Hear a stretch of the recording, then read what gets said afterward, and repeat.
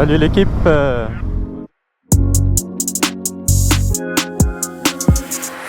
Aujourd'hui on se retrouve du coup après mes vidéos de vacances, après la vidéo de mes vacances pardon.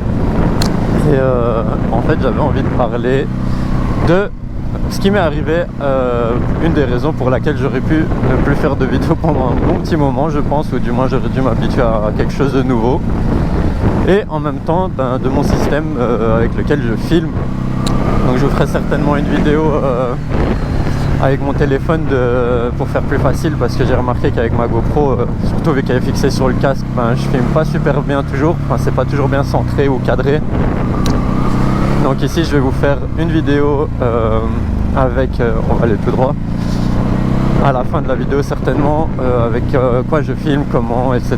Donc c'est pas très compliqué, hein, je peux vous le dire déjà comme ça, mais donc il vous faut juste un micro qui est branché à la GoPro. J'ai la GoPro Hero 12. Il faut savoir que sur la GoPro, pour pouvoir brancher le micro, il faut soit un adaptateur, soit vous devez acheter le... Je pense que ça s'appelle... c'est un espèce de boîtier dans lequel vous foutez la GoPro et en fait vous avez directement 3 entrées, donc une entrée jack, USB, enfin type C je pense, etc. Et donc à ce moment là vous pouvez mettre le micro en 3.5 directement dedans, mais ça coûte 80 € quand même, donc je pense que l'adaptateur coûte moins cher. On tape tous les feux rouges de la ville. Ensuite, qu'est-ce que je voulais dire? Ouais, ce qui m'est arrivé avec Final Cut, c'est le fait que j'utilisais la version gratuite de Final Cut. Donc il faut savoir que Final Cut, que lorsque vous le téléchargez, vous avez 90 jours gratuits et ensuite ça passe en payant. Et Final Cut coûte la modique somme de 350 €. Donc je vous avoue, ça fait un peu mal au cul. Et évidemment, je vous avoue, surtout au retour de vacances et même en temps normal, hein, j'ai envie de dire, avec la vie, on a tous sa vie privée, ses dépenses, etc. Et ils mettaient dans l'impossibilité de payer actuellement en tout cas Final Cut à 350 balles. Alors même si je sais qu'il y a plusieurs programmes gratuits, déjà vous avez iMovie je pense d'Apple, vous avez DaVinci Resolve qui est gratuit également, Final Cut pendant 90 jours il l'est, mais ensuite vous avez je pense également CapCut. Maintenant voilà, je pense que les logiciels, quand on n'est pas un adepte des logiciels comme moi, il faut s'habituer. Et c'est ça le plus gros problème, c'est que déjà Final Cut j'ai mis un peu de temps à m'habituer. J'ai dû regarder quelques vidéos YouTube pour me familiariser avec le logiciel. Et surtout, un des conseils qui ressort le plus souvent, c'est lorsque vous commencez sur un logiciel, prenez directement entre guillemets un gros logiciel, du moins qui est plus compliqué parce qu'il aura une plus grosse base, etc. Mais ça vous permet en fait de vous habituer à quelque chose de mieux, et une fois que vous avez la main et que vous commencez à vous améliorer, du moins que vous êtes à l'aise avec, que vous allez plus loin dans les fonctionnalités, ça vous permet de l'utiliser au maximum et de ne pas devoir changer de logiciel et de devoir de nouveau s'habituer à un nouveau logiciel, ce qui est assez embêtant et compliqué d'après moi. Et donc j'aimerais bien rester sur Final Cut. Et donc je me retrouve fin des 90 jours, c'est passé assez vite hein, honnêtement. Je pensais pas que je les ferais comme ça, ou du moins que j'y prendrais goût à ce point. Et donc je me retrouve avec Final Cut qui est entre guillemets périmé, dans le sens que je ne peux plus l'utiliser, la licence. Sauf que les 90 jours gratuits, normalement c'est du one shot, genre tu mets ton adresse mail, etc. Donc tu ne peux pas, donc à moins de recréer à chaque fois une adresse mail, voilà. Donc qu'est-ce qui s'est passé? J'ai commencé à chercher un nouveau logiciel. Donc heureusement j'avais quelques petites vidéos de stock.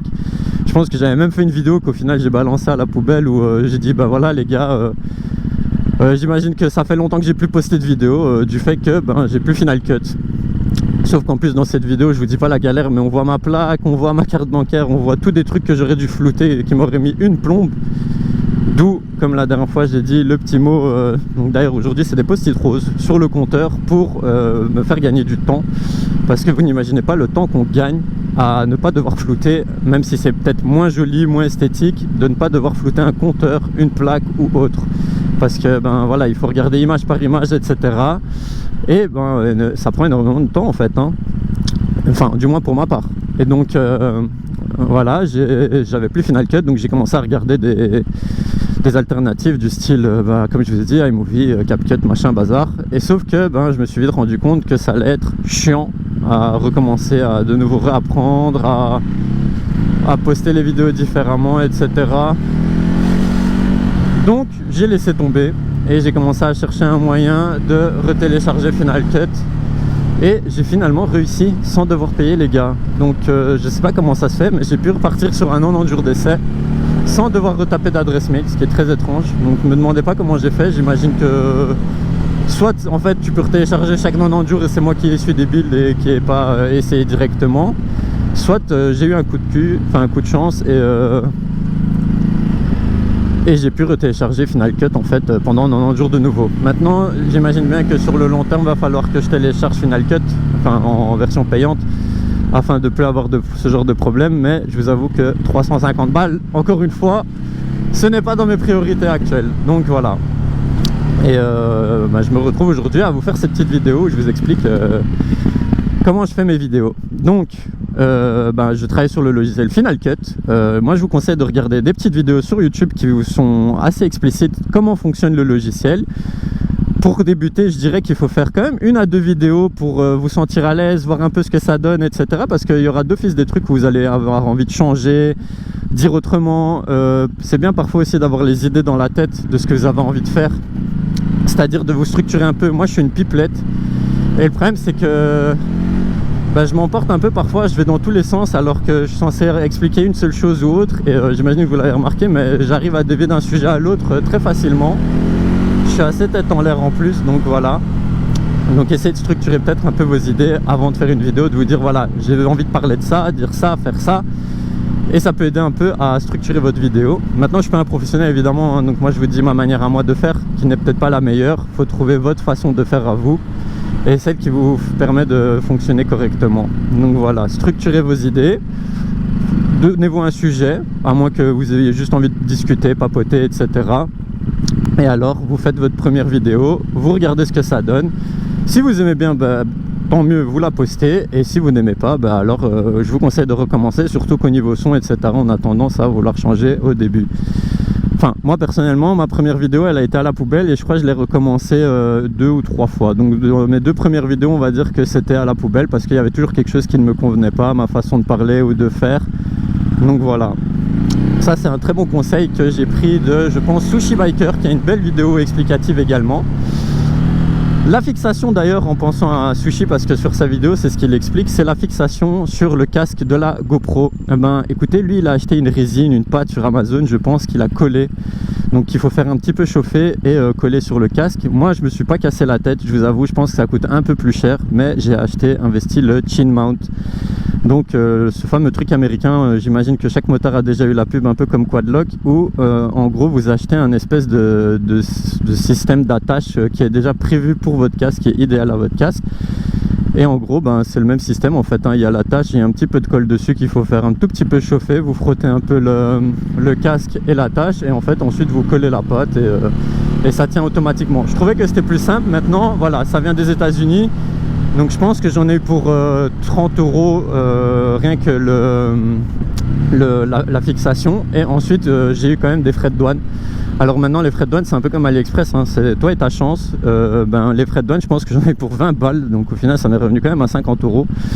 Je vous avoue que je l'avais un peu mauvaise parce que c'est limite le prix de la fixation quoi. Donc je pense que le système le moins cher et le plus sûr c'est d'acheter sur Amazon. Mais c'est un peu plus, faut être un peu plus bricoleur, j'ai envie de dire.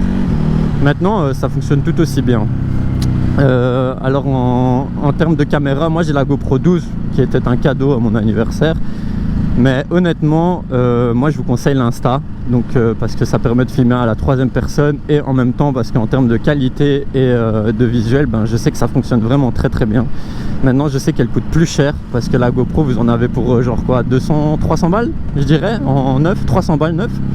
Tandis que l'Insta, vous pouvez compter facilement 400-500 € je pense. Donc voilà, c'est une question de budget également quand on commence. Commencez peut-être par des plus petits budgets, surtout si vous n'êtes pas sûr d'aimer ça. Et au moins de vous faire votre propre idée en fait, et vous n'aurez pas de mal à le revendre parce que je pense qu'il y a pas mal de gens qui achètent ça. Il y en a souvent qui en ont plusieurs même à partir d'un moment.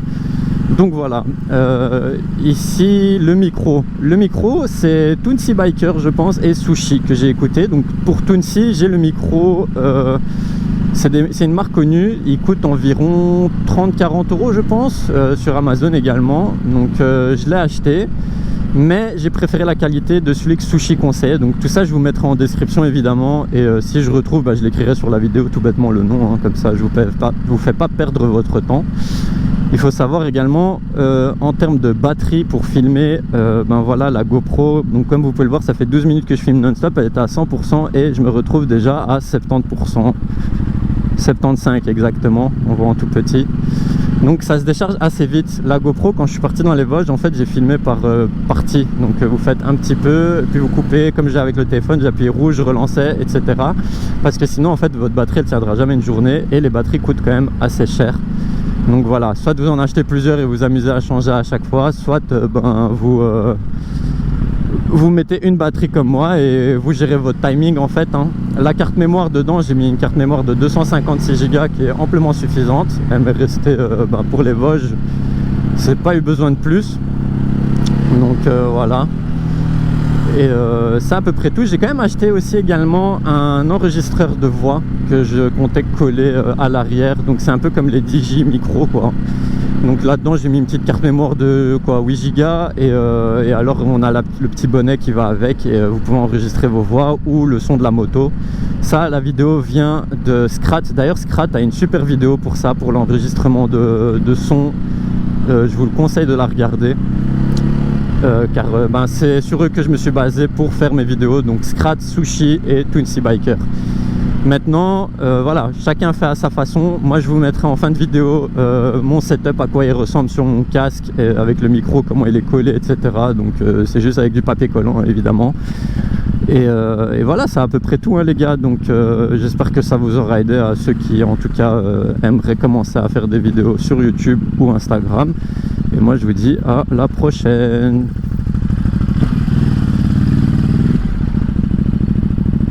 On est passé limite. Donc comme promis, la fixation sur le casque du chin mount, le fameux chin mount, que vous pouvez trouver sur internet directement.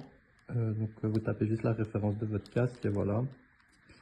Et ensuite donc la GoPro qui est fixée avec l'espèce de protection cinéma que je vous ai dit. Donc il y a un petit micro intégré à l'extérieur avec une petite bonnette qui empêche ou du moins diminue le vent. Ici vous avez les 3 petites entrées dont le 3.5 jack à la fin et donc qui est relié, donc qui est directement l'entrée du micro qui va à l'intérieur du casque, un peu comme vous avez placé certainement votre intercom, donc à l'avant au niveau de la mâchoire ici, et le surplus est scotché. Donc c'est ça que vous voyez ici en bas, c'est le surplus de câble qui est scotché pour pas m'embêter. Donc tout bête.